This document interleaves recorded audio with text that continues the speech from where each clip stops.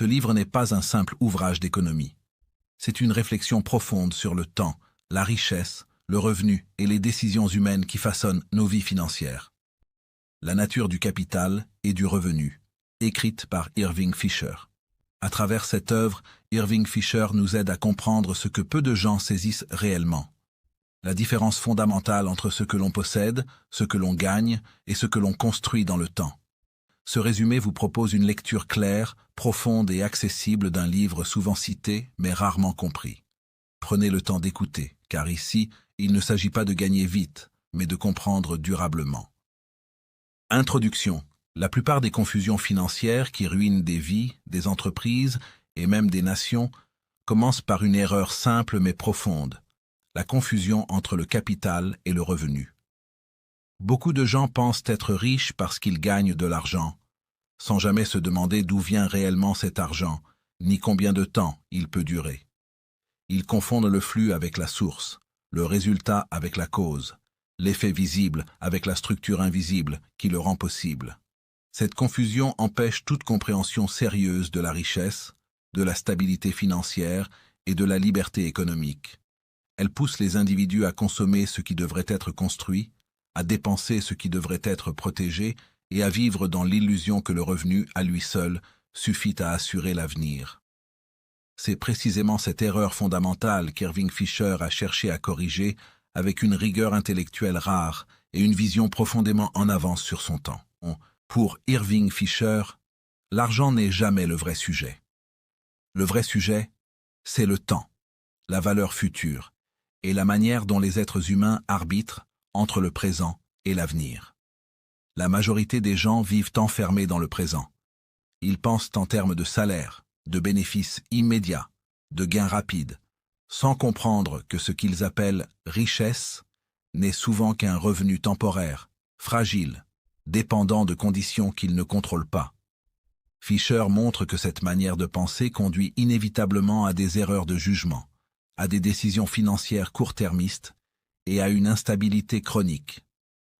Comprendre la différence entre capital et revenu, c'est apprendre à voir au-delà de l'instant, à penser en termes de structure durable plutôt qu'en termes de gratification immédiate. Irving Fisher est considéré comme l'un des penseurs majeurs de l'économie moderne, non pas parce qu'il a complexifié la discipline, mais parce qu'il a cherché à en clarifier les fondations. Là où beaucoup d'économistes s'enfermaient dans des calculs abstraits, Fisher a tenté de relier l'économie à la réalité humaine, le temps, les choix, la patience, la prévoyance et la responsabilité. Sa réflexion dépasse largement le cadre académique. Elle touche à la manière dont les individus organisent leur vie, leur travail, leur consommation et leur rapport à l'avenir. Ce livre n'est pas réservé aux spécialistes. Il s'adresse à tous ceux qui veulent comprendre pourquoi certaines personnes bâtissent une richesse durable tandis que d'autres restent prisonnières d'un cycle perpétuel de revenus et de dépenses. Le but de cet ouvrage est de rendre visibles les bases invisibles de la richesse. Il ne s'agit pas d'enseigner comment gagner plus d'argent rapidement, mais de comprendre ce qui permet à un revenu d'exister, de se maintenir et de croître dans le temps. Fisher insiste sur une idée essentielle. Le capital n'est pas ce que l'on consomme, mais ce que l'on préserve pour produire demain. Le revenu n'est pas une possession, mais un flux temporaire, toujours dépendant d'une source. En oubliant cette distinction, l'homme moderne se condamne à une insécurité permanente, même lorsqu'il gagne beaucoup.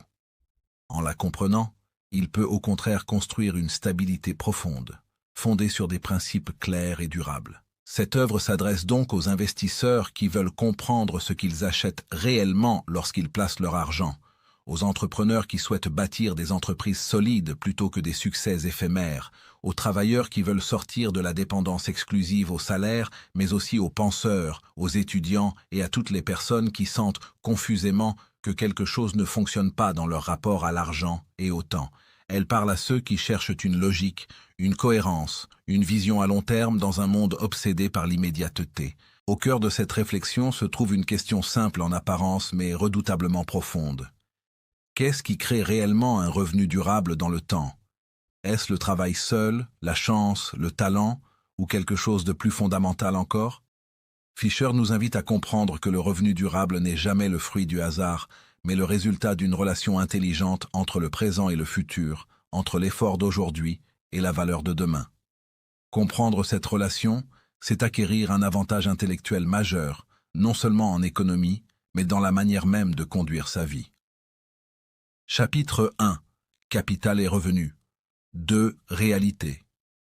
Fondamentalement différentes. Comprendre la pensée d'Irving Fisher commence par une distinction essentielle, une distinction si simple en apparence qu'elle est souvent négligée, et pourtant si profonde qu'elle conditionne toute compréhension sérieuse de la richesse, de l'économie et même de la stabilité personnelle, la différence entre le capital et le revenu. Fisher insiste sur le fait que la majorité des erreurs financières humaines naissent précisément de cette confusion. Beaucoup de gens parlent de capital, alors qu'ils décrivent en réalité un revenu et inversement. Cette erreur n'est pas seulement théorique, elle est pratique, quotidienne, et elle conduit à des décisions qui appauvrissent sur le long terme même lorsque les revenus semblent élevés sur le court terme. Pour Irving Fisher, le capital n'est pas ce que l'on reçoit, mais ce que l'on possède de manière durable. Le capital est un stock, c'est-à-dire une réserve existant à un moment donné, capable de produire des revenus futurs. Il est lié à l'idée de permanence relative, de continuité dans le temps. Une machine, une terre agricole, une entreprise, un immeuble, une compétence rare, une infrastructure ou même une organisation bien structurée peuvent être considérés comme du capital, à condition qu'ils aient la capacité de générer des services ou des revenus dans le futur. Le capital est donc tourné vers l'avenir, même s'il existe dans le présent. Il est silencieux, souvent invisible, mais fondamental. Sans capital, aucun revenu ne peut apparaître de façon durable. Le revenu, au contraire, est un flux. Il n'existe pas comme une chose que l'on peut posséder, mais comme un événement qui se produit dans le temps. Un salaire mensuel, un bénéfice annuel, un loyer perçu, des intérêts reçus sont des revenus. Ils apparaissent, circulent, puis disparaissent. Ils ne peuvent être conservés qu'en étant transformés en capital ou consommés. Fisher insiste sur ce point crucial. Le revenu n'est jamais une richesse en soi, il est une conséquence. Il est toujours le résultat d'un capital existant ou d'un effort humain appliqué à un capital, même lorsque ce capital est invisible ou immatériel. Confondre le revenu avec la richesse revient à confondre l'eau qui coule avec la source qui l'alimente. Cette distinction entre stock et flux est au cœur de toute la pensée de Fisher. Le capital est comme un réservoir, le revenu comme l'eau qui en sort. Se focaliser uniquement sur le revenu sans se préoccuper du capital, c'est vivre dans une illusion dangereuse. Une personne peut gagner beaucoup d'argent pendant un temps et pourtant être profondément pauvre en capital. À l'inverse, une autre peut avoir un revenu modeste mais posséder un capital solide, capable de produire des revenus pendant de longues années. La différence entre ces deux situations n'est pas visible immédiatement, mais elle devient évidente avec le temps. Fisher nous apprend que la vraie richesse ne se mesure pas à ce que l'on reçoit aujourd'hui, mais à ce que l'on a construit pour demain. Lorsque les individus confondent capital et revenu, ils prennent des décisions destructrices. Ils consomment ce qui devrait être préservé, ils détruisent leur outil de production pour maintenir un niveau de vie artificiel, ils sacrifient le futur pour le confort immédiat. Par exemple, un salarié qui dépense l'intégralité de son salaire sans jamais transformer une partie de ce revenu en capital reste prisonnier d'un cycle de dépendance. Son revenu cesse dès que son travail s'arrête. À l'inverse, un individu qui utilise une partie de son revenu pour acquérir ou développer un capital commence à se libérer progressivement de cette dépendance. Fisher ne moralise pas, il observe. Et son observation est claire, ceux qui ne distinguent pas capital et revenu sont condamnés à l'instabilité. Les exemples concrets rendent cette distinction encore plus évidente. Prenons le salaire. Le salaire est un revenu, pas un capital. Il est le résultat de la vente du temps et de l'énergie d'une personne. Tant que cette personne travaille, le revenu existe. Dès qu'elle cesse de travailler, le revenu disparaît. Le salaire ne devient un capital que si une partie est épargnée, investie ou utilisée pour acquérir un actif capable de produire des revenus futurs. Beaucoup de gens parlent de leur travail comme de leur capital, mais Fisher montre que ce n'est pas exact. Le travail produit un revenu, mais il n'est pas en soi un capital durable, sauf s'il se transforme en compétences rares, en entreprise ou en structure productive. Prenons maintenant l'exemple d'une entreprise. Une entreprise bien organisée, disposant de processus efficaces, d'une clientèle fidèle et d'une capacité de production stable, constitue un capital. Les bénéfices qu'elle génère chaque année sont des revenus. Si le dirigeant confond ces deux éléments, il peut être tenté de distribuer tous les bénéfices sans entretenir ou renforcer le capital de l'entreprise. À court terme, cela peut sembler profitable. À long terme, l'entreprise s'affaiblit, perd sa capacité de production et finit par disparaître. Fisher montre que la survie et la croissance d'une entreprise dépendent précisément de cette compréhension. Le revenu doit nourrir le capital, non le détruire. La maison offre un autre exemple parlant. Une maison peut être un capital si elle fournit un service durable, comme un logement ou un loyer. Le service de logement qu'elle procure chaque jour est une forme de revenu en nature. Le loyer perçu est un revenu monétaire, mais la maison elle-même est le capital. Si le propriétaire néglige l'entretien, s'il consomme le revenu sans préserver la structure, la valeur du capital se dégrade. Fisher insiste sur le fait que la valeur d'un capital dépend de sa capacité future à produire des services ou des revenus.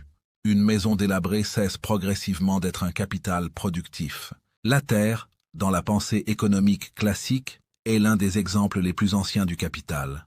Une terre fertile, bien entretenue, capable de produire des récoltes année après année, est un capital. Les récoltes annuelles sont le revenu. Si l'agriculteur épuise la terre sans la nourrir, s'il sacrifie la fertilité future pour un gain immédiat, il détruit le capital. Fisher utilise ce type d'exemple pour montrer que la logique économique du capital et du revenu est universelle, valable aussi bien pour une nation que pour un individu. Au cœur de cette distinction se trouve une idée centrale. Le capital est la source. Le revenu est le résultat. Le capital est ce qui permet au revenu d'exister, et non l'inverse. Cette vérité semble évidente une fois formulée, mais elle est constamment ignorée dans la pratique. Les individus, les entreprises et même les gouvernements agissent souvent comme si le revenu pouvait exister indépendamment de sa source. Ils se concentrent sur la redistribution, la consommation et le court terme, tout en négligeant la préservation et la création du capital. Fisher montre que cette attitude mène inévitablement à l'appauvrissement, même lorsqu'elle est masquée par des périodes temporaires d'abondance. Cette confusion a également une dimension psychologique profonde. L'être humain est naturellement attiré par ce qui est visible, immédiat, tangible. Le revenu arrive sous forme de salaire, de paiement, de bénéfices. Le capital, lui, est souvent abstrait, silencieux, discret.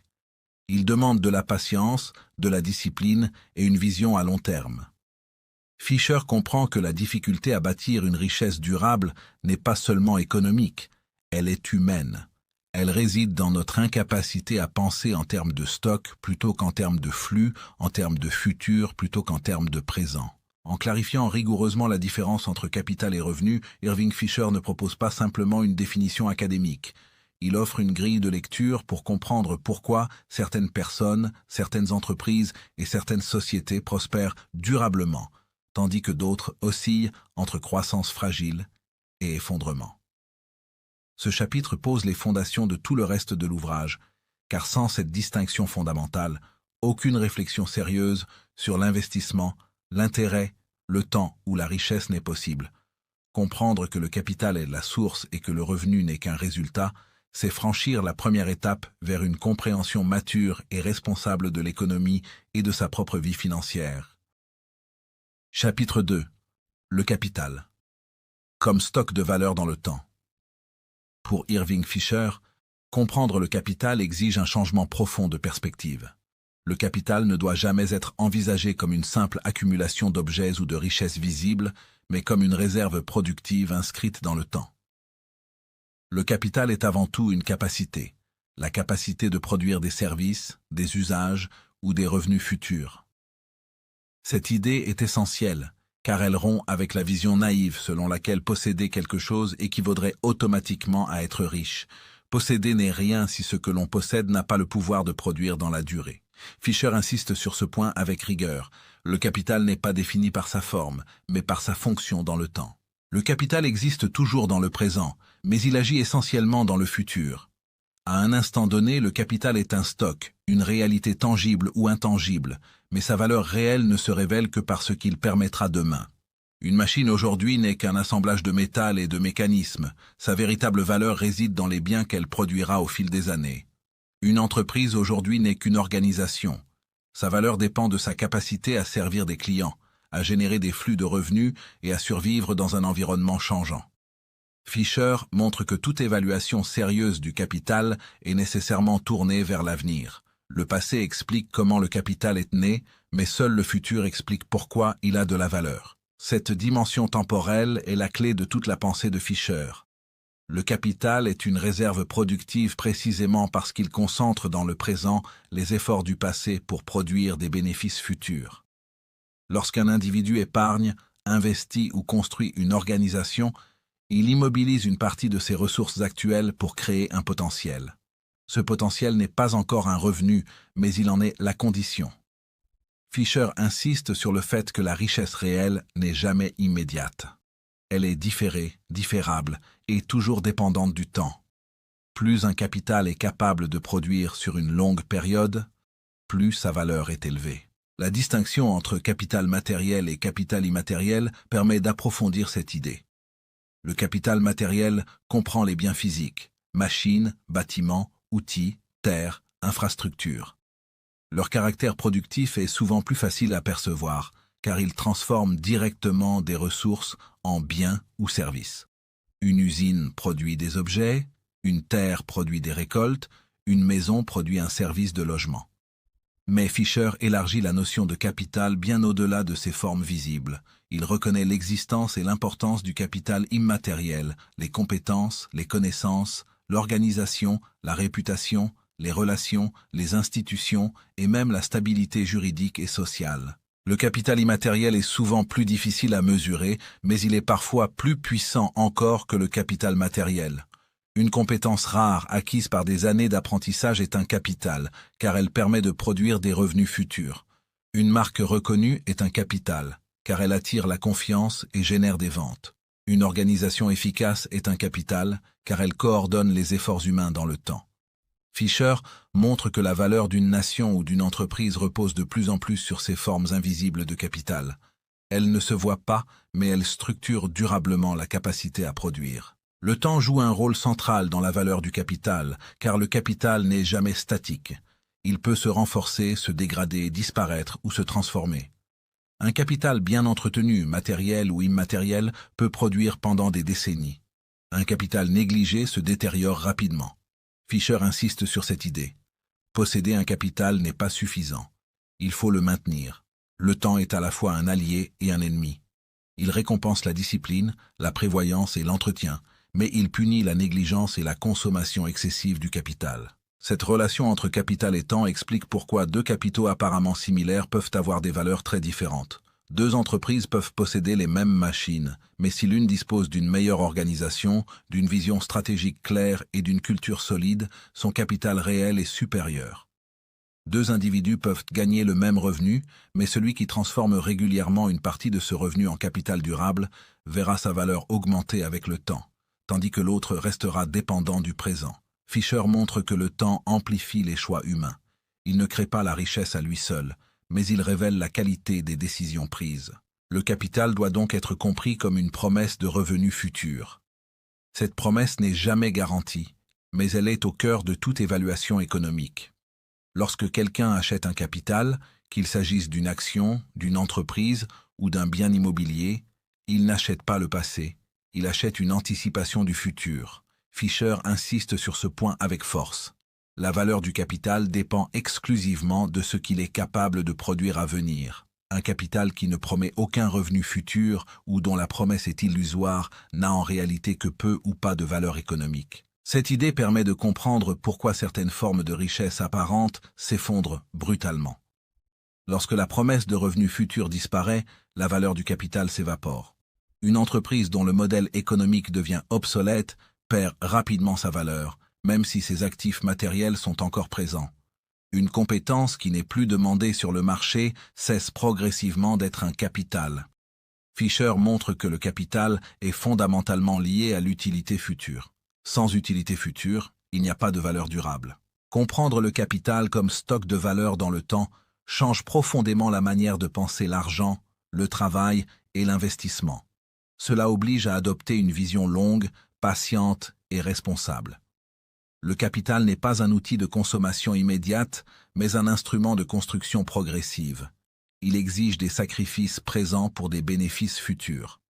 Fisher souligne que cette logique va à l'encontre des instincts humains naturels qui privilégient le plaisir immédiat. Pourtant, c'est précisément cette capacité à penser dans le temps qui distingue les sociétés prospères des sociétés fragiles et les individus libres de ceux qui restent prisonniers de l'urgence. En définitive, le capital est une concentration de valeur orientée vers l'avenir. Il est la mémoire économique du passé et la promesse du futur. Le comprendre comme un simple objet ou une somme d'argent revient à passer à côté de sa véritable nature. Irving Fisher nous invite, dans ce chapitre, à voir le capital non comme une chose morte, mais comme une force vivante, inscrite dans le temps, capable de transformer les choix présents en réalité future. Cette compréhension est indispensable pour saisir le reste de son œuvre, car elle fonde toute réflexion sérieuse sur le revenu, l'intérêt, l'investissement et la véritable richesse durable. Chapitre 3. Le revenu, comme flux continu. Dans la pensée d'Irving Fisher, le revenu ne doit jamais être confondu avec une possession durable. Contrairement au capital, qui existe comme un stock relativement stable à un moment donné, le revenu est par nature un flux continu, un mouvement, un passage. Il apparaît, circule, puis disparaît. Cette caractéristique fondamentale est souvent ignorée, et c'est précisément cette ignorance qui conduit de nombreux individus à une illusion de sécurité financière. Fisher insiste sur une vérité dérangeante mais essentielle. Le revenu n'est jamais permanent. Il dépend toujours de conditions extérieures, de la continuité d'un effort, de la survie d'un capital ou de la stabilité d'un système. Le considérer comme acquis ou éternel revient à bâtir sa vie sur un sol instable. Le revenu doit être compris comme un événement et non comme une chose. Il ne peut être stocké tel quel. Dès qu'il est perçu, il cesse d'exister en tant que revenu pour devenir soit une consommation, soit un capital potentiel. Un salaire reçu n'est déjà plus un revenu une fois qu'il est dépensé ou épargné. Fisher souligne que cette nature éphémère du revenu est précisément ce qui le rend dangereux lorsqu'il est mal compris. Beaucoup de gens vivent comme si leur revenu était une propriété permanente, alors qu'il n'est qu'un flux conditionnel. Cette illusion pousse à des engagements excessifs, à des dépenses irréversibles et à une dépendance totale à la continuité du revenu. Vivre uniquement du revenu expose à un risque structurel profond. Tant que le revenu entre, tout semble fonctionner. Mais dès que le flux ralentit, s'interrompt ou disparaît, la fragilité du système apparaît brutalement. Fisher observe que les individus qui n'ont construit aucun capital sont entièrement dépendants de leur capacité immédiate à générer du revenu. Leur avenir est constamment suspendu au présent. Une maladie, une crise économique, une perte d'emploi ou un changement technologique suffit à faire s'effondrer leur stabilité. Ce n'est pas un manque de travail ou de volonté qui les met en danger, mais l'absence de transformation du revenu en capital. Cette dépendance exclusive au revenu est l'une des caractéristiques majeures de la précarité moderne, même chez ceux qui gagnent beaucoup. Fisher montre que des revenus élevés ne garantissent aucune sécurité s'ils ne s'accompagnent pas de capitalisation. Une personne peut percevoir un revenu important pendant plusieurs années, et pourtant se retrouver démunie dès que ce flux cesse. À l'inverse, quelqu'un disposant d'un revenu plus modeste mais qui transforme régulièrement une partie de ce flux en capital construit une protection progressive contre l'incertitude. Le revenu, en soi, ne protège de rien. Seul le capital offre une continuité. La différence entre revenu actif et revenu issu du capital permet d'approfondir cette analyse. Le revenu actif est directement lié à l'effort humain immédiat. Il dépend du temps, de l'énergie et de la présence physique ou intellectuelle de la personne. Dès que l'effort cesse, le revenu s'arrête. Le revenu issu du capital, en revanche, provient d'un stock préexistant capable de produire sans nécessiter une intervention constante. Il peut s'agir de loyers, d'intérêts, de bénéfices d'entreprise ou de services rendus par un actif productif. Fisher ne présente pas cette distinction comme une hiérarchie morale, mais comme une réalité structurelle. Le revenu actif est fragile par nature, le revenu issu du capital est relativement plus stable, car il repose sur une construction antérieure. Cependant, Fisher met en garde contre une autre illusion, croire que le revenu issu du capital serait automatique ou éternel. Même ce type de revenu reste un flux, soumis aux aléas du temps, de l'économie et des choix humains. Un capital mal entretenu cesse de produire. Une entreprise mal gérée perd ses bénéfices. Un actif dont l'utilité disparaît ne génère plus de revenus. Le revenu, qu'il soit actif ou issu du capital, reste toujours un événement temporaire. La différence réside dans le degré de dépendance à l'effort immédiat et dans la capacité à résister au choc. Le piège psychologique du revenu immédiat est l'un des thèmes les plus profonds de la réflexion de Fisher. L'être humain est naturellement attiré par ce qui arrive vite, par ce qui est tangible et immédiat. Le revenu procure une sensation de récompense instantanée. Il flatte l'ego, rassure à court terme et donne l'illusion de la maîtrise. Cette attraction explique pourquoi tant de personnes privilégient des choix qui maximisent le revenu présent au détriment du capital futur. Elles acceptent des compromis qui affaiblissent leur capacité à produire demain pour satisfaire un besoin aujourd'hui. Fisher voit dans cette préférence pour l'immédiat l'une des racines profondes de l'instabilité économique individuelle. Ce piège est renforcé par les structures sociales modernes qui valorisent le niveau de revenu plutôt que la qualité du capital. Les individus sont jugés sur ce qu'ils gagnent, non sur ce qu'ils construisent. Cette focalisation excessive sur le revenu masque la réalité fondamentale. Le revenu n'est qu'un symptôme, jamais une cause. En se concentrant uniquement sur le flux, on néglige la source. Fisher montre que cette inversion des priorités conduit à une économie de court terme, aussi bien à l'échelle individuelle que collective. Comprendre le revenu comme flux continu oblige à repenser la manière dont on organise sa vie financière. Cela implique de reconnaître que chaque revenu perçu est une opportunité, non une fin. Une opportunité soit de consommer, soit de transformer ce flux en quelque chose de plus durable. Fisher ne condamne pas la consommation, mais il rappelle qu'une consommation excessive du revenu, sans création de capital, enferme l'individu dans une dépendance perpétuelle. Le revenu devient alors une laisse invisible, obligeant à courir sans cesse pour maintenir un niveau de vie. Dans cette perspective, la sagesse économique consiste à utiliser le revenu comme un moyen de construire, non comme une preuve de réussite. Le revenu est le carburant du capital, mais il n'en est jamais l'équivalent. Fisher insiste sur le fait que la véritable sécurité financière naît lorsque le revenu cesse d'être la seule source de stabilité. Lorsque le flux devient soutenu par un stock, lorsque le présent commence à être soutenu par le passé, alors une transformation profonde s'opère. Ce chapitre révèle ainsi une vérité essentielle. Le revenu, aussi important soit-il, est toujours transitoire. Il ne doit jamais être confondu avec la richesse réelle. Comprendre sa nature de flux, accepter son impermanence et apprendre à l'orienter vers la construction du capital constituent des étapes indispensables pour toute personne cherchant une stabilité durable. Irving Fisher nous invite ici à dépasser l'illusion du revenu immédiat pour adopter une vision plus mature, plus patiente et plus responsable de la richesse et du temps. Chapitre 4. Le temps. La dimension invisible de l'économie. Dans toute l'œuvre d'Irving Fisher, le temps occupe une place centrale, presque silencieuse, mais absolument déterminante. L'économie, telle qu'elle est souvent perçue, semble traiter de chiffres, de biens, de monnaie, de production et d'échange. Pourtant, selon Fisher, cette vision est incomplète, voire trompeuse, car elle oublie la dimension la plus fondamentale de toutes, le temps. Sans le temps, aucune valeur économique n'existe réellement. Toute richesse, tout capital, tout revenu, toute décision financière est indissociablement liée à une temporalité. Comprendre l'économie sans intégrer le temps revient à observer une ombre sans jamais voir l'objet qui la projette. Toute valeur économique est temporelle parce qu'elle repose sur une anticipation. Un bien n'a de valeur que parce qu'il est attendu qu'il rende un service dans le futur. Une machine vaut quelque chose non pour ce qu'elle a coûté hier, mais pour ce qu'elle permettra de produire demain. Une entreprise est évaluée non sur ses efforts passés, mais sur sa capacité à générer des revenus futurs.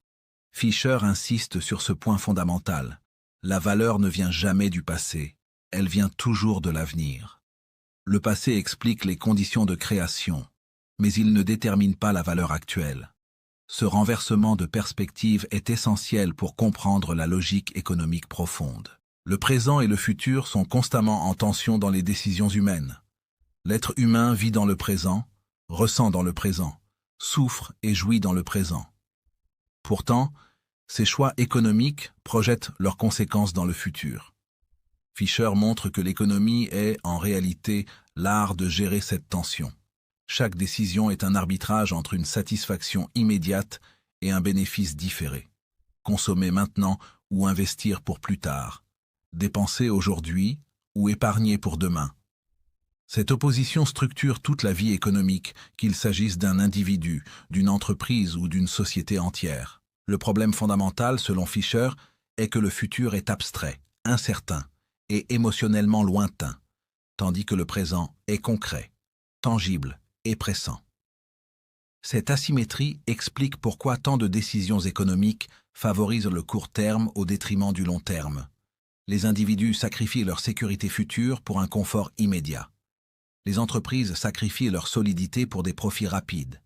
Les sociétés sacrifient leur stabilité pour une croissance artificielle.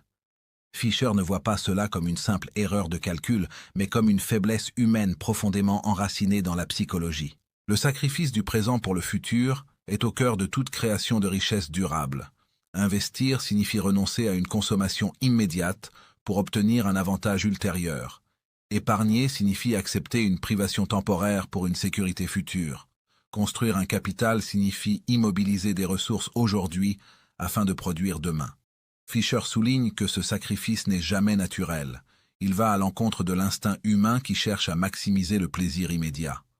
Pourtant, c'est précisément ce sacrifice qui distingue une économie mature d'une économie fragile, et un individu responsable d'un individu prisonnier de l'urgence. Le temps transforme la richesse de manière profonde et souvent invisible.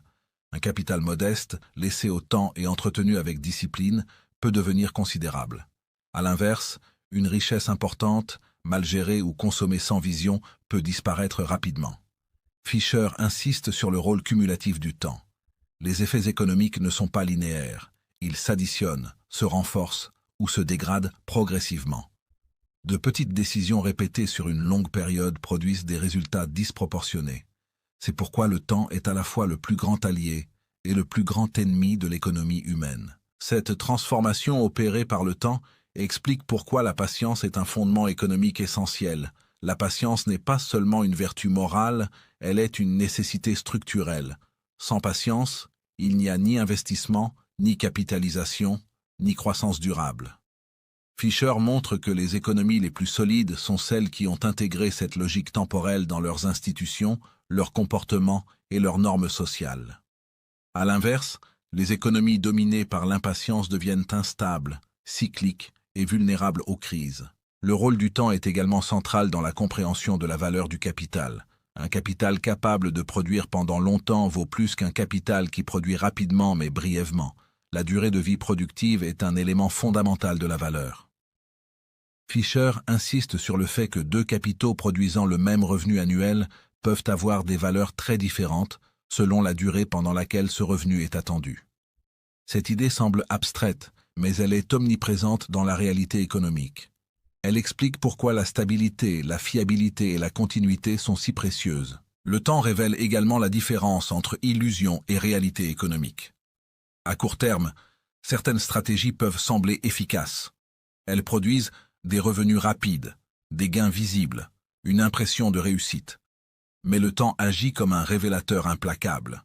Ce qui n'est pas fondé sur un capital réel, une création de valeur authentique ou une discipline durable, finit par s'effondrer. Fisher montre que le temps ne pardonne pas les erreurs structurelles. Il peut les masquer pendant un moment, mais il les expose toujours à terme. Comprendre le temps comme dimension invisible de l'économie change profondément la manière d'aborder la richesse, le travail et la vie financière. Cela oblige à ralentir, à penser en cycle long, à accepter l'incertitude et à renoncer aux promesses de gratification instantanée. Fisher ne propose pas une économie de l'austérité, mais une économie de la maturité. Une économie où le présent n'est pas sacrifié aveuglément, mais où il est mis au service d'un futur choisi et compris. Dans ce chapitre, Irving Fisher nous rappelle que l'économie n'est pas seulement une science des échanges, mais une science du temps. Elle étudie comment les êtres humains organisent leurs ressources à travers le présent pour façonner l'avenir. Ignorer cette dimension revient à vivre dans une illusion permanente, à confondre mouvement et progrès, activité et richesse.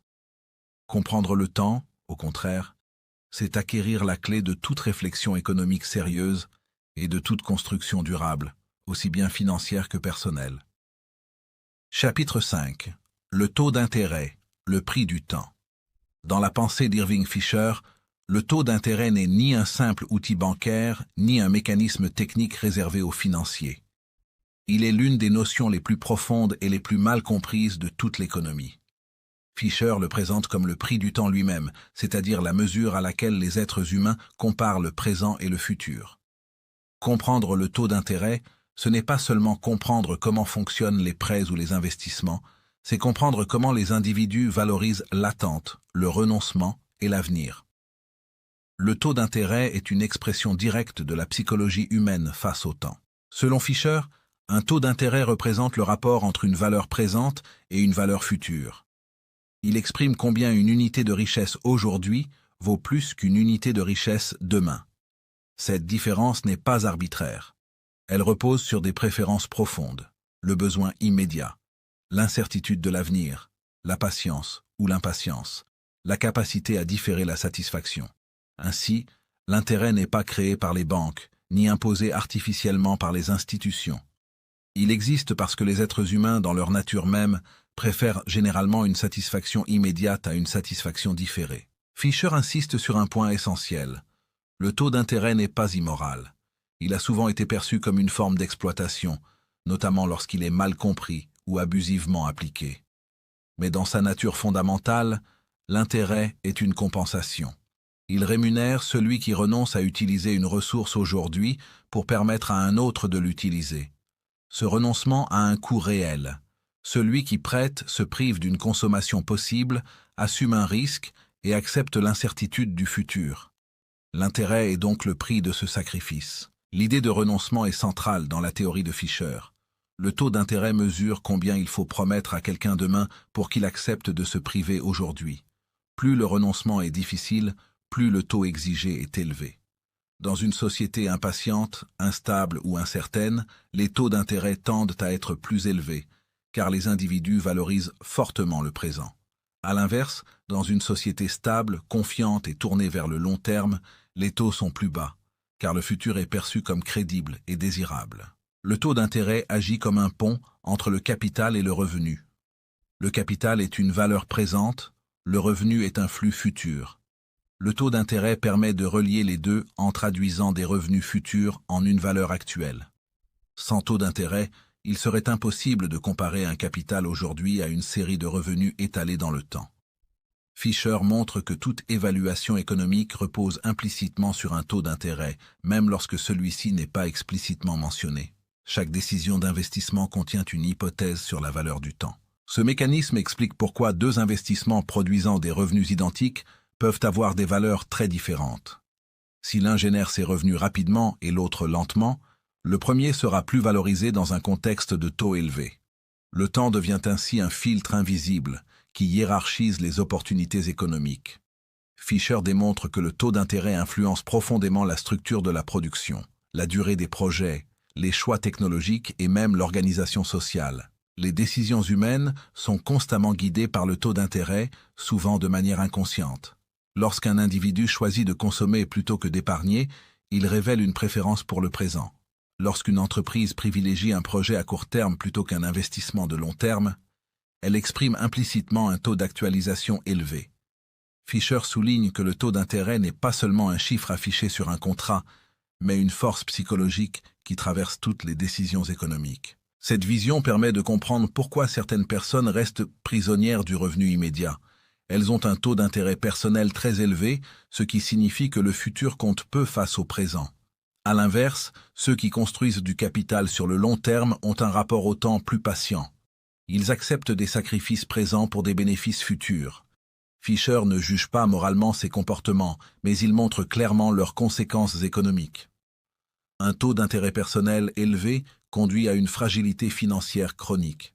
Un taux plus faible permet l'accumulation, la stabilité et la liberté. Le taux d'intérêt joue également un rôle central dans l'équilibre économique global. Il coordonne les choix des épargnants et des investisseurs. S'il est trop bas artificiellement, il encourage des projets non viables à long terme. S'il est trop élevé, il freine l'investissement productif. Fisher anticipe ici des analyses modernes sur les cycles économiques et les crises financières. Il montre que le désalignement entre le taux d'intérêt réel et les préférences temporelles réelles des individus peut conduire à des déséquilibres profonds. Un point fondamental chez Fisher est que le taux d'intérêt n'est pas uniquement déterminé par la rareté du capital, mais aussi par les préférences temporelles. Même dans une société abondante, si les individus sont impatients, les taux resteront élevés. À l'inverse, même dans une société pauvre, une forte discipline collective peut maintenir des taux modérés. Cette idée replace l'économie dans une dimension humaine et culturelle. Le taux d'intérêt devient le reflet d'un état d'esprit collectif. Comprendre le taux d'intérêt comme le prix du temps permet de dépasser les débats superficiels sur l'argent. Il révèle que la richesse durable ne dépend pas seulement des ressources disponibles, mais de la manière dont une société traite le futur. Là où le futur est respecté, planifié et valorisé, le capital se forme. Là où le présent est idolâtré, le capital se dissout. Fisher montre ainsi que le taux d'intérêt est à la fois un indicateur économique et un miroir moral, non au sens moraliste, mais au sens des valeurs profondes qui orientent les comportements. Dans ce chapitre, Irving Fisher nous invite à une prise de conscience essentielle. Chaque choix financier est un choix temporel. Chaque taux d'intérêt exprime une relation au futur. Comprendre cette réalité, c'est reprendre le contrôle de ses décisions économiques, sortir de la logique de l'urgence et entrer dans une logique de construction. Le taux d'intérêt cesse alors d'être un chiffre abstrait pour devenir une clé de lecture du comportement humain et de la création de richesses durables. Chapitre 6. Préférence pour le présent et psychologie humaine. Dans la continuité de la pensée d'Irving Fisher, la préférence pour le présent apparaît comme l'un des moteurs les plus puissants, mais aussi les plus dangereux, du comportement économique humain. L'être humain, dans sa nature profonde, est attiré par l'immédiateté. Il ressent plus intensément la satisfaction proche que le bénéfice lointain. Cette inclination n'est pas un défaut moral, mais une caractéristique psychologique fondamentale. Comprendre cette préférence, c'est comprendre pourquoi tant d'individus peinent à construire du capital, pourquoi la pauvreté persiste même lorsque des opportunités existent, et pourquoi la richesse durable exige une transformation intérieure avant d'être une stratégie financière. L'homme préfère consommer maintenant parce que le présent est tangible, visible et émotionnellement fort, tandis que le futur est abstrait, incertain et souvent anxiogène. Le cerveau humain réagit plus fortement à une récompense immédiate qu'à une promesse future, même si cette promesse est objectivement plus grande. Fisher explique que cette préférence temporelle n'est pas seulement une question de plaisir, mais aussi de survie. Historiquement, l'incertitude du lendemain poussait les individus à privilégier l'usage immédiat des ressources. Ce réflexe ancien continue d'influencer les décisions modernes, même dans des sociétés où l'avenir est relativement plus prévisible. La faiblesse humaine face au futur se manifeste par une sous-estimation systématique des conséquences à long terme. Beaucoup savent intellectuellement qu'épargner, investir ou se discipliner est bénéfique. Mais cette connaissance ne suffit pas à modifier le comportement. Fisher montre que la préférence pour le présent agit comme une force invisible qui sabote les meilleures intentions. L'individu promet de commencer demain, de changer plus tard, d'investir quand ce sera plus facile. Mais le futur devient un refuge mental qui n'arrive jamais. Cette incapacité à agir aujourd'hui pour un bénéfice lointain est l'un des obstacles majeurs à la création de richesses. La préférence temporelle élevée est étroitement liée à la pauvreté. Fisher n'affirme pas que les pauvres manquent de valeur ou d'intelligence, mais il observe que la pression du besoin immédiat pousse à des choix de court terme. Lorsqu'un individu vit dans l'urgence, le futur perd de son importance. Chaque décision vise à soulager une tension immédiate, même si elle aggrave la situation à long terme. Cette logique crée un cercle vicieux où le revenu est consommé dès son apparition, empêchant toute accumulation de capital. Le revenu devient une fin en soi, au lieu d'être un moyen de construire quelque chose de durable. Cette dynamique explique pourquoi vivre uniquement du revenu est risqué. comme Fisher l'a montré dans les chapitres précédents.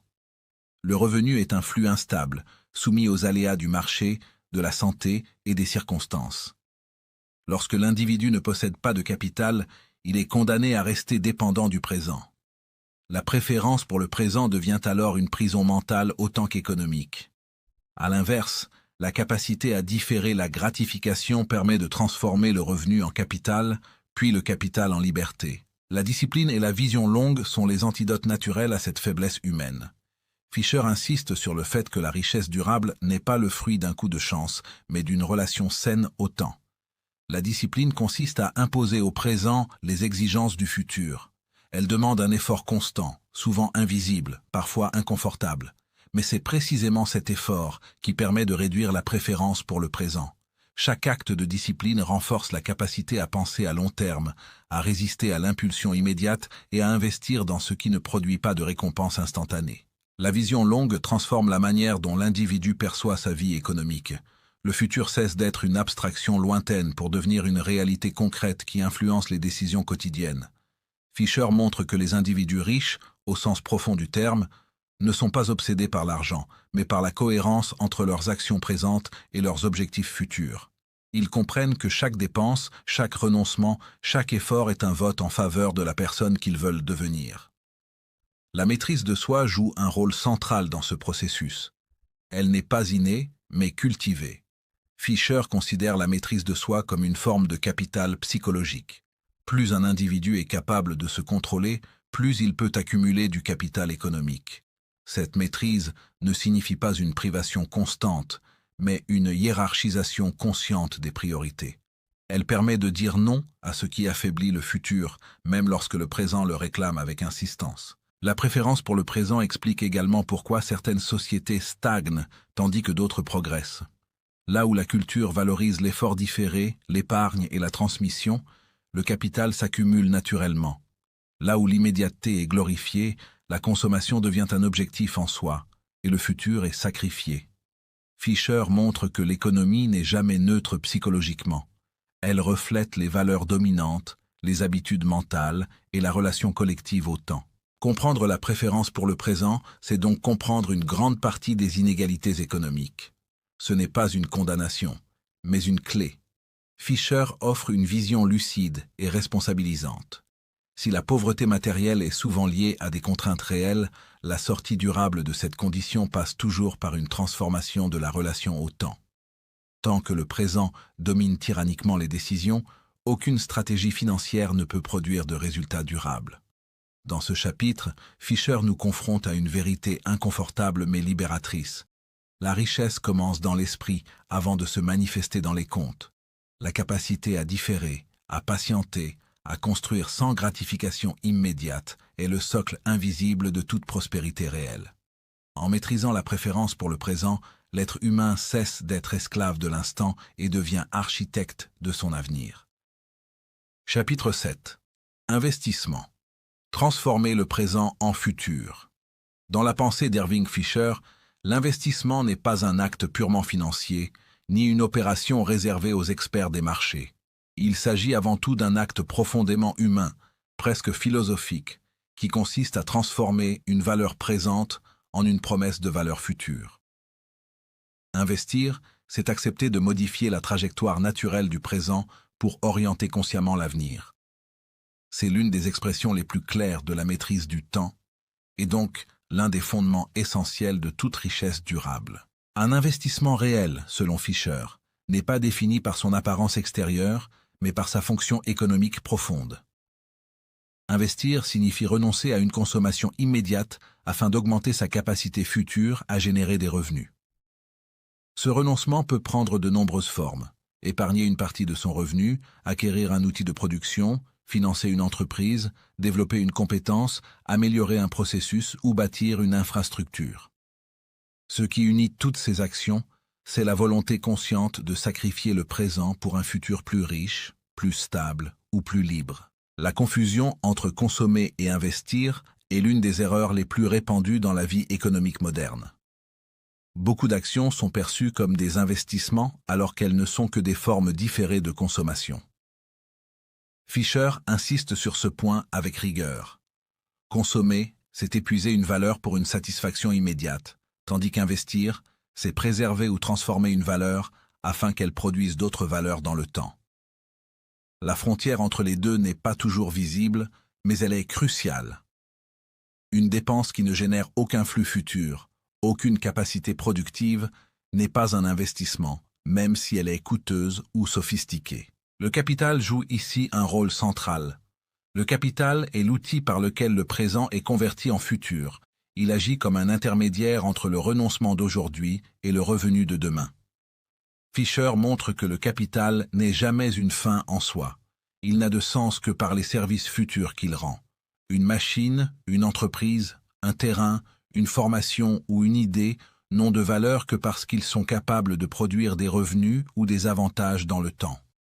L'investissement consiste précisément à augmenter ou améliorer ce stock de capital afin d'élargir le champ des possibilités futures. Cette transformation du présent en futur n'est jamais sans risque. Fisher est très clair sur ce point. L'investissement implique toujours une incertitude. Le futur n'est jamais garanti.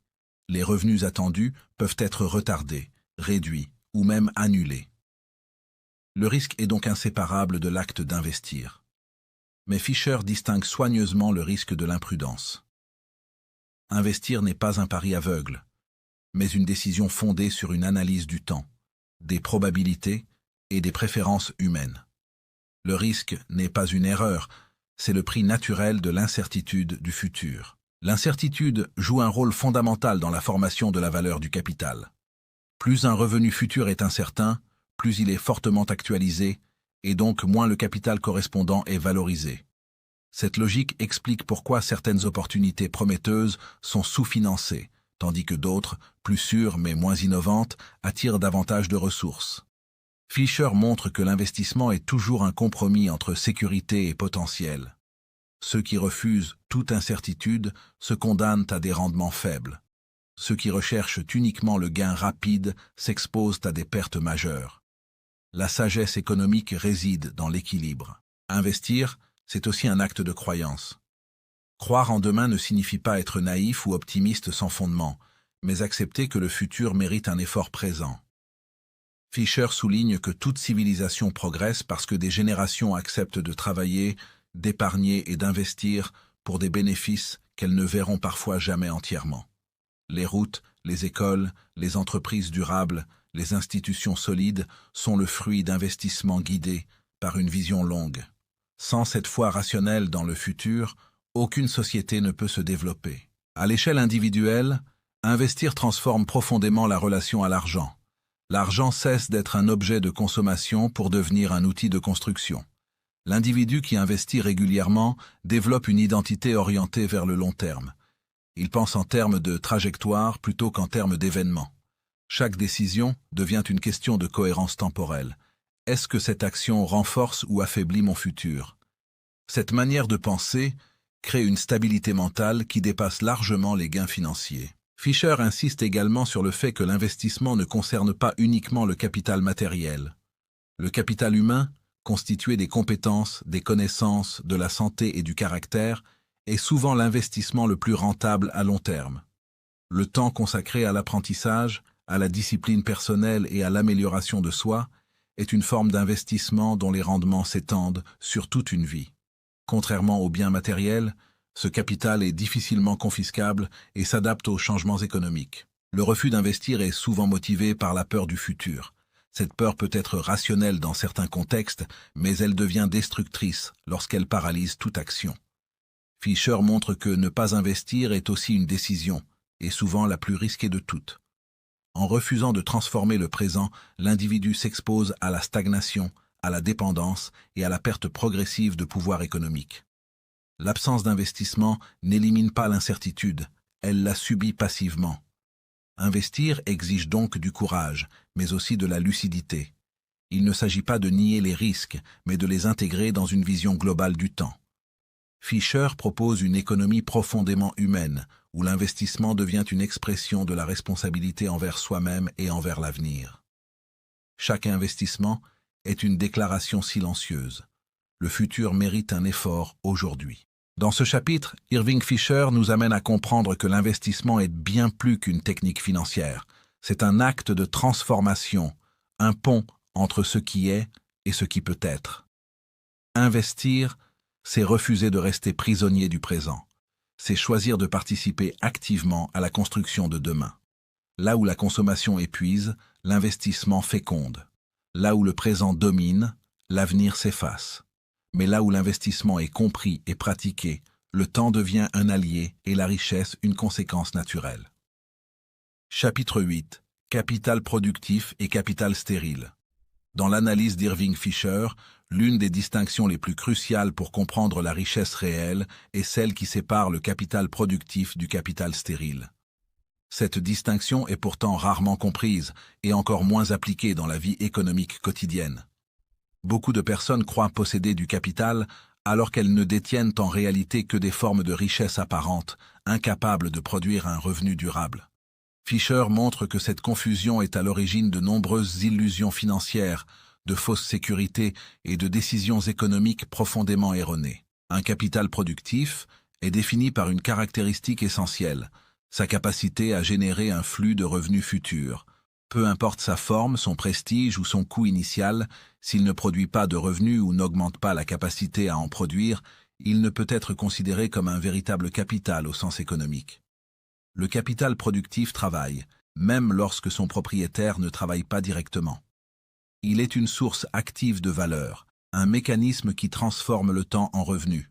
Cette capacité productive est le critère fondamental qui distingue le capital réel de la simple possession. À l'inverse, le capital stérile est une forme de richesse qui ne produit rien ou qui coûte plus qu'elle ne rapporte. Fisher insiste sur le fait que le capital stérile peut être très coûteux, socialement valorisé et psychologiquement rassurant, tout en étant économiquement improductif. Une dépense élevée, un bien luxueux ou un actif impressionnant n'est pas nécessairement un capital. S'il ne génère aucun flux futur ou s'il absorbe continuellement des ressources sans en produire, il agit comme une charge déguisée plutôt que comme une source de richesse. Les faux capitaux sont particulièrement dangereux parce qu'ils donnent l'illusion de la sécurité. Une personne peut se sentir riche en possédant certains biens tout en s'appauvrissant progressivement. Fisher montre que cette illusion repose sur une confusion entre valeur apparente et valeur productive. Un actif peut conserver une valeur de marché, mais rester improductif sur le plan du revenu. Dans ce cas, la richesse n'est pas dynamique, elle est figée. Elle dépend uniquement de la revente éventuelle, ce qui expose l'individu à de fortes incertitudes liées au marché et au temps. Fisher insiste sur un point fondamental. Un actif n'est pas automatiquement un capital. Ce qui transforme un actif en capital, c'est son aptitude à fournir des services économiques dans le futur. Une maison, par exemple, peut être un capital productif si elle génère un loyer, ou un capital stérile si elle ne fait que consommer des ressources sans produire de revenus. De la même manière, une entreprise peut être un capital sain si elle génère des flux de trésorerie réguliers, ou un capital destructeur si elle absorbe continuellement du capital sans jamais produire de revenus suffisants. L'illusion de richesse naît souvent de la focalisation sur la valeur nominale plutôt que sur la fonction économique réelle. Fisher explique que beaucoup de décisions sont prises en observant ce qui se voit immédiatement. Le prix, le prestige, le statut social. Or, la richesse réelle est silencieuse, souvent discrète, et rarement spectaculaire. Elle se manifeste dans la stabilité des revenus, dans la capacité à résister aux chocs économiques et dans la liberté de choix qu'elle procure. Le capital productif agit dans l'ombre, tandis que le capital stérile cherche souvent à se faire remarquer. Cette confusion est renforcée par la psychologie humaine. L'homme a tendance à surévaluer ce qu'il possède déjà et à sous-estimer les coûts futurs. Un capital stérile est souvent conservé par attachement émotionnel, par peur de reconnaître une erreur passée ou par pression sociale. Fisher montre que l'incapacité à distinguer clairement le productif du stérile est l'un des freins majeurs à l'accumulation de richesses durables. Tant que des ressources sont immobilisées dans des actifs improductifs, elles ne peuvent pas être utilisées pour construire du capital sain. Identifier un capital sain exige une discipline intellectuelle et une honnêteté rigoureuse. Fisher propose une approche simple mais exigeante, Analyser chaque actif en fonction des revenus futurs qu'il peut raisonnablement générer, actualisés dans le temps. Si ces revenus sont inexistants, incertains ou insuffisants pour compenser les coûts et les risques, alors l'actif ne remplit pas sa fonction de capital.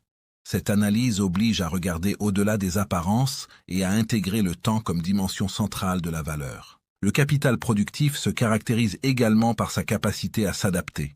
Un capital sain est flexible, capable d'évoluer avec les changements économiques, technologiques et sociaux. À l'inverse, le capital stérile est rigide. Il dépend fortement de conditions spécifiques et devient rapidement obsolète. Fisher montre que la durabilité d'un capital est aussi importante que son rendement immédiat. Un capital qui produit aujourd'hui mais détruit sa propre base future n'est pas un capital sain, mais une illusion temporaire de richesse. La distinction entre capital productif et capital stérile a des implications profondes pour la liberté individuelle. Celui qui détient principalement du capital productif est moins dépendant du revenu immédiat, plus résilient face aux crises et plus libre dans ses choix de vie. Celui qui accumule du capital stérile reste prisonnier de la nécessité de générer constamment du revenu pour maintenir son niveau de vie. Fisher montre que la véritable richesse ne réside pas dans ce que l'on montre, mais dans ce qui travaille silencieusement pour nous. Cette analyse dépasse largement la sphère individuelle.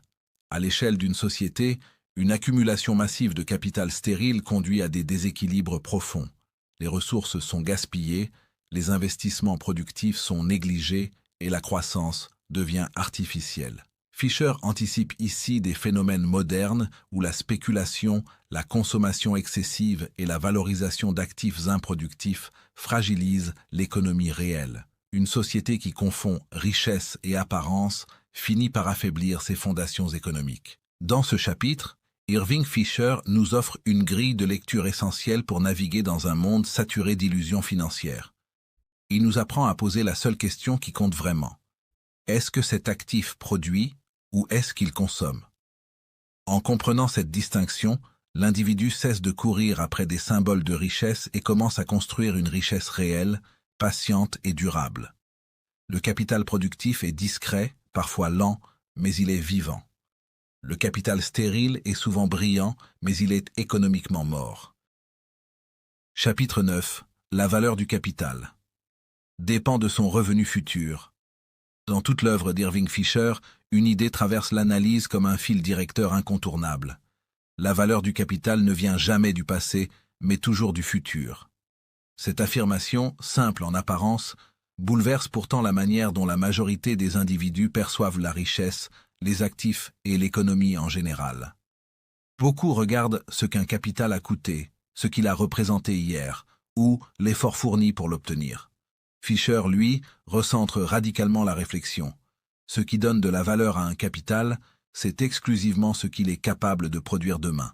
Le passé, aussi lourd soit-il, n'a aucune autorité économique sur la valeur présente d'un capital. Un actif peut avoir exigé des sacrifices immenses, des années de travail ou des investissements considérables, mais si ses revenus futurs sont faibles ou inexistants, sa valeur réelle est limitée. Cette vérité est souvent douloureuse à accepter car elle oblige à se détacher émotionnellement de l'effort passé. Fisher insiste pourtant avec rigueur.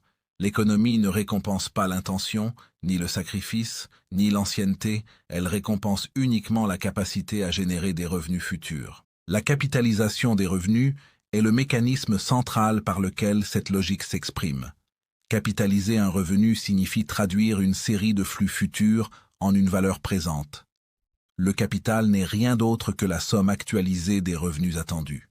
Cette approche renverse la perception classique où l'on croit que le capital produit le revenu. En réalité, selon Fisher, c'est l'anticipation du revenu futur qui crée la valeur du capital.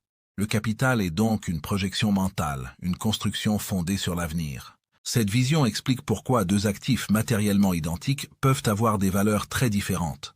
Ce n'est pas leur structure physique qui compte, mais les revenus qu'ils sont censés générer. Une entreprise, par exemple, peut posséder des bâtiments, des machines et des employés, mais sa valeur dépend avant tout de la confiance que l'on accorde à ses revenus futurs.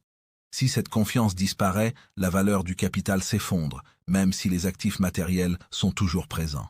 Fisher montre ainsi que la valeur économique est fondamentalement prospective. L'anticipation joue ici un rôle clé. Les individus, les investisseurs et les marchés passent leur temps à anticiper l'avenir. Chaque décision économique est une tentative d'imaginer ce qui va se produire. Le futur n'existe pas encore, mais il influence déjà les prix, les comportements et les stratégies. Fisher souligne que cette anticipation est inévitablement imparfaite. Elle repose sur des informations limitées, des hypothèses, des croyances et des émotions. Pourtant, malgré cette incertitude, l'économie fonctionne précisément parce que les individus osent projeter des revenus futurs. La prévision est donc au cœur de la valeur. Prévoir ne signifie pas prédire avec certitude, mais estimer des probabilités. Fisher distingue clairement la certitude du calcul rationnel du risque. Un revenu futur n'est jamais garanti, mais il peut être évalué en fonction de données, de tendances et de comportements humains. La valeur du capital reflète alors un compromis entre espérance de revenu et incertitude. Plus un revenu est jugé probable et stable, plus le capital correspondant est valorisé. Plus il est incertain, plus sa valeur est réduite par l'actualisation. Cette logique explique pourquoi les marchés sont fondamentalement tournés vers l'avenir.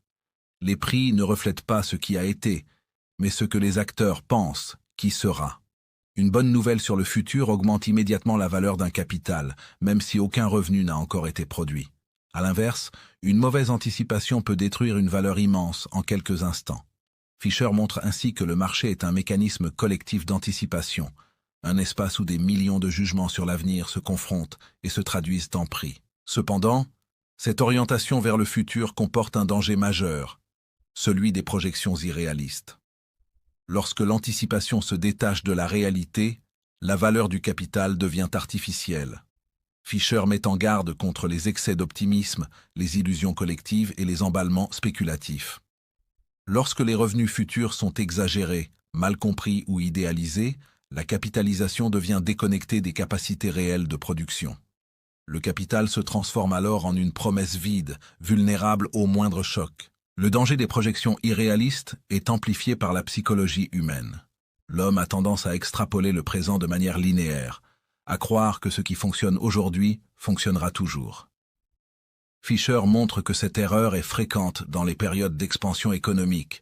Les revenus récents sont projetés indéfiniment dans le futur, sans tenir compte des cycles, des limites et des changements structurels. Cette illusion de continuité crée des bulles où la valeur du capital repose sur des attentes irréalistes. Lorsque ces attentes sont déçues, la correction est brutale. La valeur du capital s'effondre non pas parce que le passé a changé, mais parce que le futur anticipé disparaît. Fisher insiste sur ce point pour montrer que les crises économiques sont avant tout des crises d'anticipation. Le capital ne se détruit pas matériellement, mais mentalement. Les flux futurs sont réévalués, souvent de manière excessive, provoquant des ajustements violents. Cette compréhension a des implications profondes pour l'investisseur, l'entrepreneur et le travailleur. Elle impose une discipline intellectuelle exigeante, toujours évaluer un capital à partir de ses revenus futurs réalistes et non à partir de son coût passé ou de son prestige apparent. Elle oblige également à accepter l'incertitude comme une composante permanente de la valeur. Chercher une certitude absolue, c'est renoncer à comprendre la nature même du capital. Fisher montre que la sagesse économique consiste à maintenir un équilibre entre vision et prudence. Il faut être capable d'imaginer l'avenir sans le fantasmer, de croire au potentiel sans ignorer les limites. Le capital sain repose sur des revenus futurs plausibles, diversifiés et durables. Il ne promet pas l'impossible, mais il s'inscrit dans une trajectoire cohérente avec la réalité humaine, technologique et sociale. Dans ce chapitre, Irving Fisher nous amène à une prise de conscience essentielle. La richesse n'est jamais un héritage figé du passé, mais une relation vivante avec l'avenir. Celui qui comprend que la valeur du capital dépend exclusivement de ce qu'il produira demain cesse de s'attacher aux symboles, aux coûts passés et aux illusions.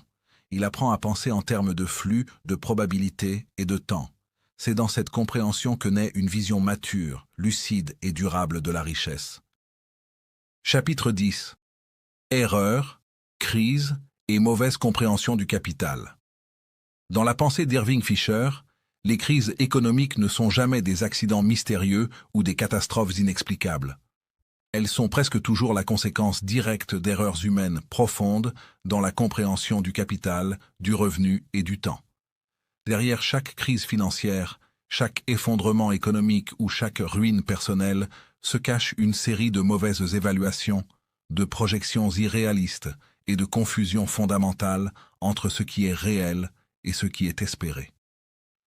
Fisher nous montre que la crise n'est pas un événement soudain, mais l'aboutissement logique d'un long processus d'erreurs accumulées. Les crises naissent d'abord d'erreurs de calcul. Ces erreurs ne sont pas seulement mathématiques, elles sont surtout mentales.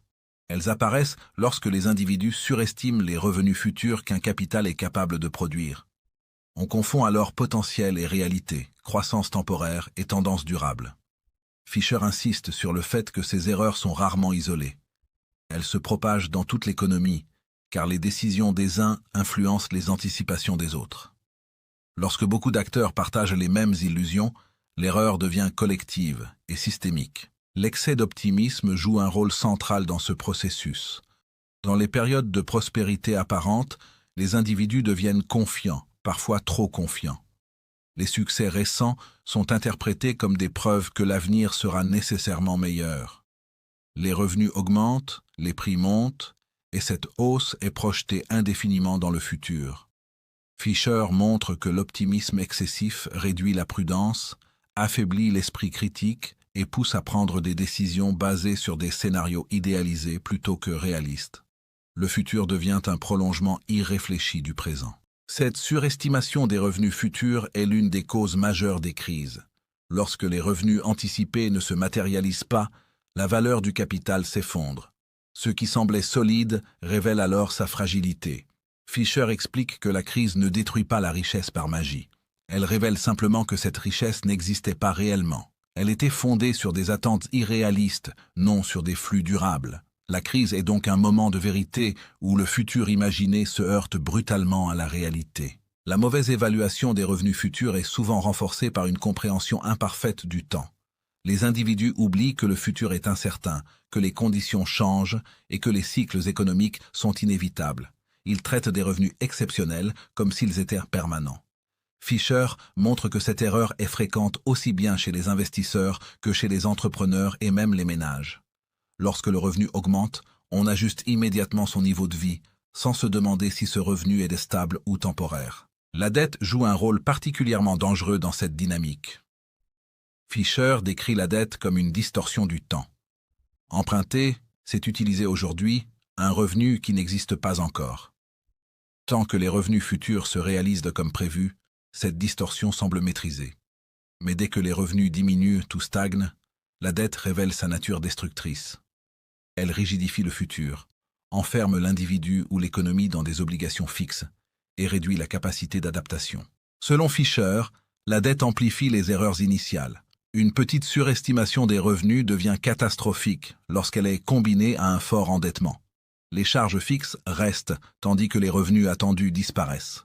Les individus sont alors contraints de vendre des actifs, souvent à perte, ce qui accentue la chute des prix et aggrave la crise. Ce mécanisme, que Fisher analysera profondément dans ses travaux sur la déflation par la dette, montre que la crise est autant psychologique que financière. La dette n'est pas en soi immorale ou inutile. Fisher reconnaît qu'elle peut être un outil puissant lorsqu'elle est fondée sur des revenus futurs réalistes et stables. Mais lorsqu'elle repose sur des projections exagérées, elle devient un poison économique. Elle pousse à accélérer le présent au détriment du futur, à vivre au-dessus de ses capacités réelles et à ignorer les signaux de fragilité. La crise survient alors comme une correction brutale du temps. Les crises offrent cependant une leçon économique et humaine majeure. Elles forcent les individus et les sociétés à réévaluer leur compréhension du capital. Elles rappellent que la richesse réelle ne peut pas être construite sur des illusions, que le futur ne peut pas être consommé indéfiniment à l'avance, et que le temps ne se laisse pas manipuler sans conséquence. Fisher voit dans la crise un moment douloureux mais nécessaire de réajustement entre les attentes et la réalité. Sur le plan humain, la crise révèle les faiblesses psychologiques profondes, l'impatience, l'avidité, la peur de manquer, le conformisme collectif. Elle montre combien il est difficile de résister à l'euphorie générale, de rester lucide lorsque tout semble aller bien. Fisher ne condamne pas moralement ces comportements, mais il les analyse avec une lucidité implacable. Il montre que l'économie est le reflet amplifié de la psychologie humaine. La crise est aussi un moment d'apprentissage. Ceux qui comprennent ces mécanismes en sortent transformés. Ils apprennent à distinguer capital et revenus, à évaluer les flux futurs avec prudence, à respecter le rôle du temps et à se méfier des promesses trop faciles. Fisher insiste sur le fait que la véritable richesse naît souvent après la crise, chez ceux qui ont intégré ces leçons et réajusté leur relation au futur. À l'échelle collective, les crises obligent les sociétés à revoir leurs priorités. Elles révèlent les excès de capital stérile, les déséquilibres créés par la spéculation et la fragilité des systèmes fondés sur l'endettement excessif. Elles rappellent que la croissance durable ne peut exister sans une compréhension saine du capital productif et du revenu réel. Fisher voit dans ces périodes difficiles une opportunité de réforme intellectuelle et morale. En définitive, ce chapitre montre que la crise n'est pas l'ennemi de l'économie, mais le symptôme de ses erreurs. Elle est le signal que la relation entre le présent et le futur a été mal gérée. Comprendre les crises à travers le prisme du capital, du revenu et du temps permet de dépasser la peur et la confusion. Cela permet de transformer l'échec collectif en connaissance durable. Irving Fisher nous invite ainsi à une responsabilité nouvelle, celle de penser le futur avec rigueur, humilité et discipline. Tant que le capital sera compris comme une promesse irréaliste plutôt que comme une capacité réelle à produire des revenus, les crises se répéteront. Mais là où le temps est respecté, où les revenus futurs sont évalués avec lucidité et où la dette est utilisée avec prudence, l'économie cesse d'être un terrain de chaos pour devenir un espace de construction durable. Chapitre 11. Épargne, discipline et construction du capital. Dans la logique rigoureuse d'Irving Fisher, aucun capital ne peut exister sans épargne préalable. Cette vérité, simple en apparence, est pourtant l'une des plus ignorées et des plus combattues dans la vie économique moderne. Beaucoup rêvent de capital, de revenus passifs et de liberté financière, mais refusent l'étape incontournable qui les précède toutes, l'épargne. Fisher montre que l'épargne n'est pas un résidu du revenu, ni un luxe réservé aux privilégiés, mais un acte fondateur, une décision consciente par laquelle l'individu choisit de donner une priorité au futur plutôt qu'au présent. L'épargne précède toujours le capital parce que le capital n'est rien d'autre que du revenu non consommé, conservé et orienté vers une utilisation future. Tant que tout le revenu est absorbé par la consommation, il ne peut y avoir ni accumulation, ni transformation, ni construction durable. Fisher insiste sur le fait que l'épargne n'est pas définie par son montant, mais par sa logique. Même une épargne modeste, si elle est régulière et disciplinée, constitue une rupture fondamentale avec la dépendance au présent. Elle marque le moment où l'individu cesse de vivre uniquement dans l'instant pour entrer dans une relation consciente avec le temps. Fisher distingue clairement deux formes d'épargne, l'épargne forcée et l'épargne consciente. L'épargne forcée est celle qui résulte de contraintes extérieures. Elle peut être imposée par une baisse de revenus, une crise, une obligation légale ou une impossibilité temporaire de consommer. Cette forme d'épargne n'est pas stable, car elle disparaît dès que la contrainte s'allège. Elle ne transforme pas profondément le comportement, car elle n'est pas choisie. Elle est subie, non intégrée. À l'inverse, l'épargne consciente est un acte volontaire. Elle repose sur une décision intérieure, celle de limiter volontairement la consommation présente pour renforcer la capacité future. Fisher montre que cette forme d'épargne est la seule capable de conduire à une accumulation réelle de capital. Elle implique une vision, une intention et une discipline. L'individu qui pratique l'épargne consciente ne se contente pas de mettre de l'argent de côté. Il modifie sa relation au désir, au confort et à l'attente. Il apprend à différer la gratification, à hiérarchiser ses priorités et à penser en termes de trajectoire, plutôt qu'en termes de plaisir immédiat. La discipline financière est au cœur de ce processus. Fisher ne la présente pas comme une privation permanente, mais comme une structure qui protège le futur. La discipline consiste à établir des règles claires entre le revenu, la consommation et l'épargne. Elle réduit l'arbitraire émotionnel dans les décisions financières. Sans discipline, l'épargne devient irrégulière, fragile et facilement sacrifiée à la moindre tentation. Avec discipline, elle devient automatique, presque invisible et donc durable. Cette discipline est intimement liée à la liberté. Contrairement à une croyance répandue, ce n'est pas la consommation qui libère, mais la capacité à choisir. Fisher montre que celui qui consomme tout son revenu est prisonnier de ses besoins immédiats. Il dépend constamment de la prochaine rentrée d'argent. À l'inverse, celui qui épargne construit progressivement une marge de manœuvre. Cette marge est le véritable début de la liberté économique. Elle permet de faire face aux imprévus, de saisir des opportunités et de refuser certaines contraintes imposées par la nécessité. Le capital apparaît alors comme le résultat visible d'un caractère invisible. Fisher insiste sur ce point avec force. Le capital n'est pas seulement un phénomène économique, c'est une manifestation du comportement humain dans le temps. Les individus qui accumulent du capital ont développé des qualités spécifiques: patience, cohérence, maîtrise de soi et sens des priorités. À l'inverse, l'incapacité à accumuler du capital est souvent liée à une instabilité intérieure, à une difficulté à résister aux impulsions et à une vision fragmentée du futur. Pourquoi alors, si le principe est si simple, si peu de gens accumulent réellement du capital? Fisher répond sans détour: parce que l'épargne consciente est psychologiquement exigeante. Elle demande d'aller à contre-courant d'une culture qui valorise l'immédiateté, la dépense et la gratification rapide. Elle exige de renoncer à des plaisirs visibles pour des bénéfices invisibles. Elle impose de faire confiance à un futur que l'on ne peut pas encore toucher. Peu de personnes acceptent durablement cette tension. De plus, l'environnement social joue souvent contre l'épargne. La comparaison, la pression sociale et le désir de paraître poussent à consommer au-delà de ses moyens réels. Fisher montre que beaucoup confondent niveau de vie et richesse.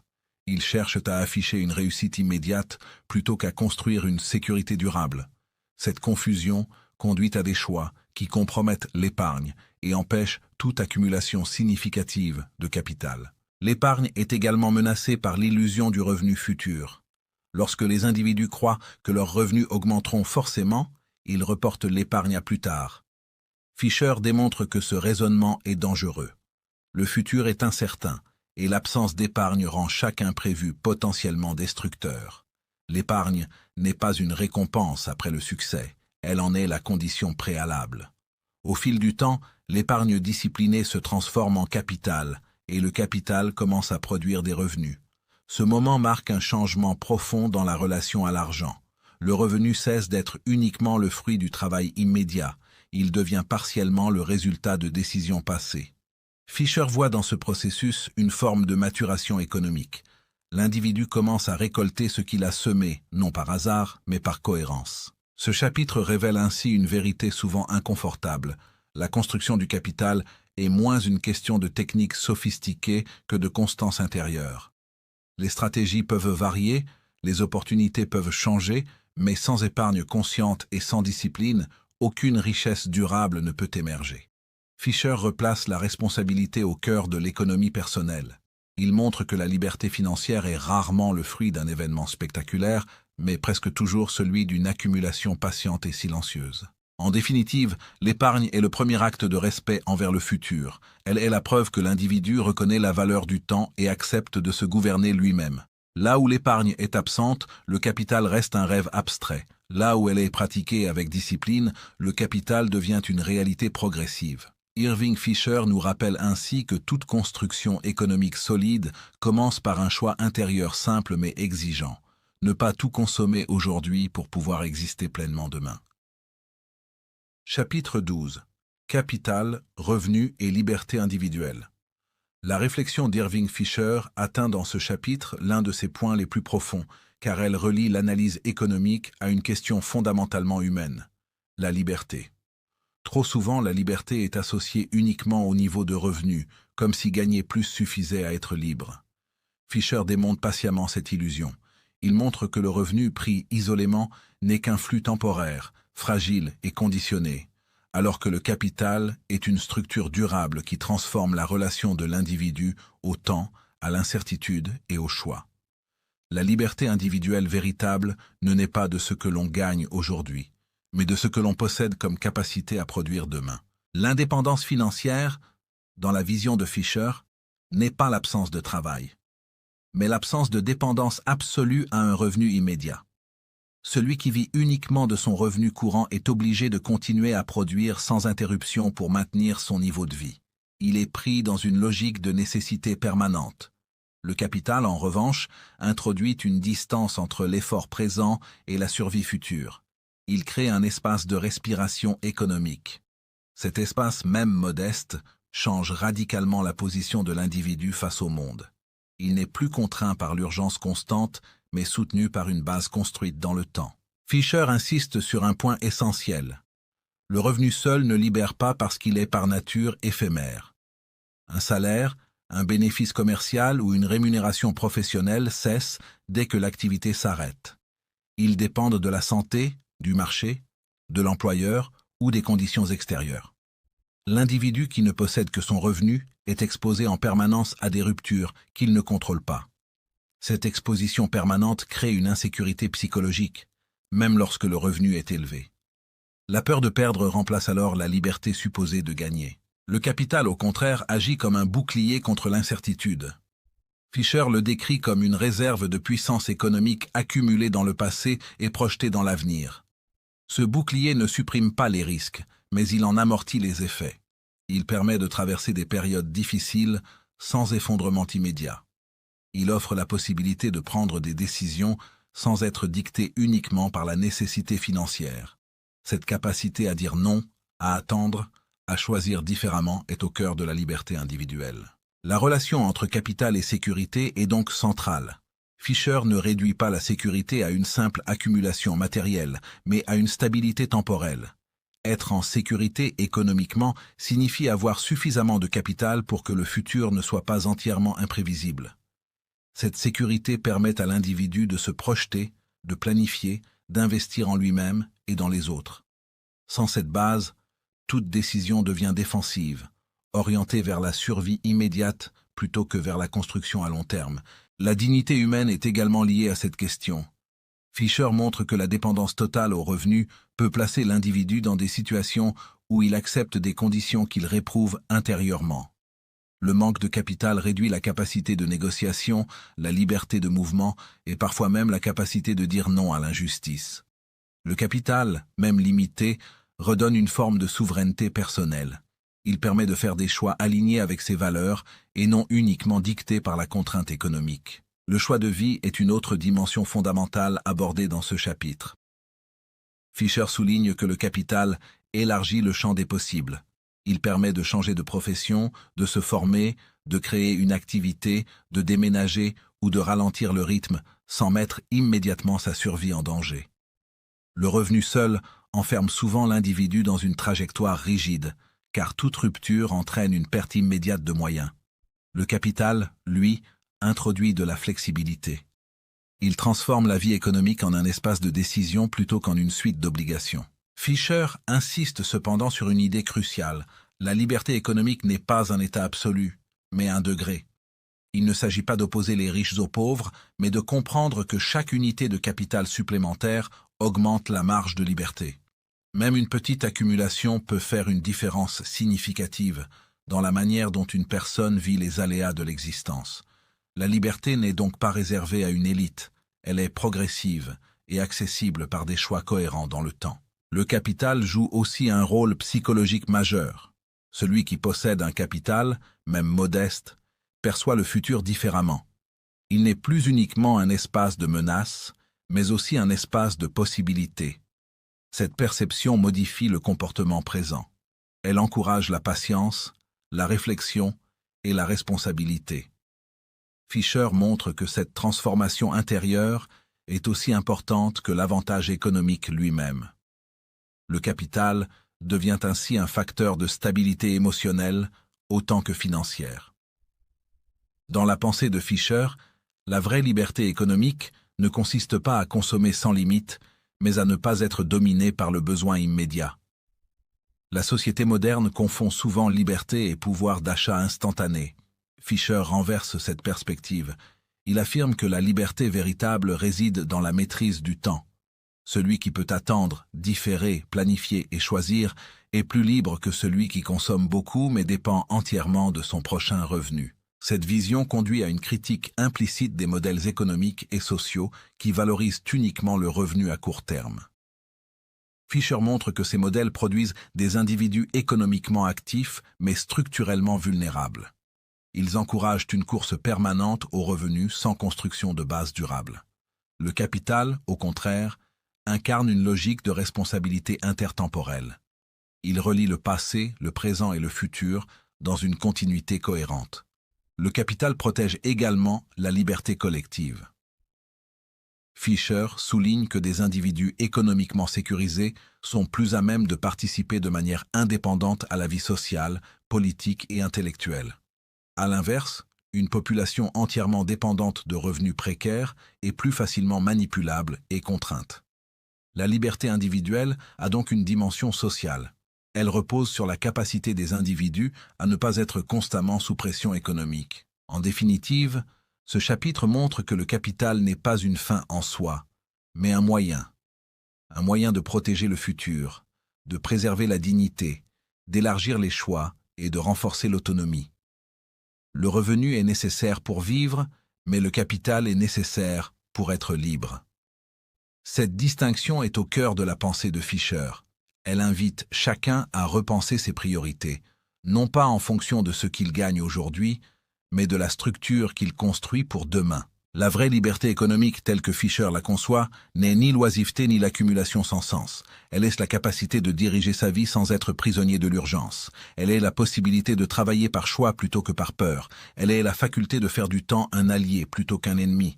Capital, revenus et liberté individuelle se rejoignent ainsi dans une même logique, celle d'une existence construite consciemment dans la durée, où chaque décision présente devient une pierre posée vers un futur choisi plutôt que subi.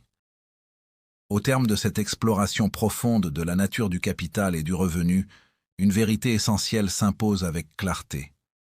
La richesse ne se mesure pas à ce qui entre aujourd'hui, mais à ce qui est patiemment édifié pour demain. Irving Fisher ne propose pas simplement une théorie économique. Il offre une grille de lecture radicalement différente de la réalité financière et humaine. Il nous invite à quitter la surface des chiffres visibles pour comprendre les mécanismes invisibles qui déterminent la stabilité, la liberté et la durabilité de toute richesse. L'idée centrale de Fisher repose sur une distinction fondamentale que la majorité des individus confondent toute leur vie. Le capital et le revenu ne sont pas de même nature. Le revenu est un flux, un événement temporaire, une conséquence qui apparaît puis disparaît. Le capital, lui, est un stock, une structure, une réserve construite dans le temps et orientée vers l'avenir. Confondre les deux revient à bâtir sa vie sur du sable mouvant. Comprendre cette différence, c'est déjà transformer sa relation à l'argent, au travail et au futur. Fisher nous montre que le capital est indissociable d'une vision longue.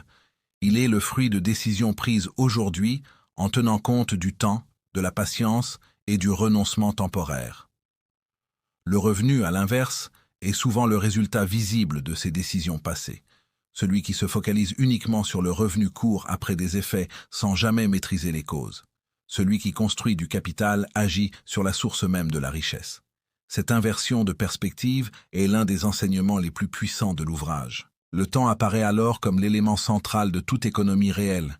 Il peut être un allié ou un ennemi, selon la manière dont on l'utilise. Pour celui qui consomme tout, qui privilégie le présent au détriment du futur, le temps devient un adversaire silencieux. Chaque jour qui passe augmente la dépendance et réduit les options. Pour celui qui investit, épargne, construit et anticipe, le temps devient un multiplicateur. Il travaille pour lui, même dans le silence. Fisher montre que la richesse véritable appartient à ceux qui savent coopérer avec le temps plutôt que le combattre. Le message central du livre est clair et sans concession. La liberté économique ne vient pas du montant de revenus, mais de la solidité du capital.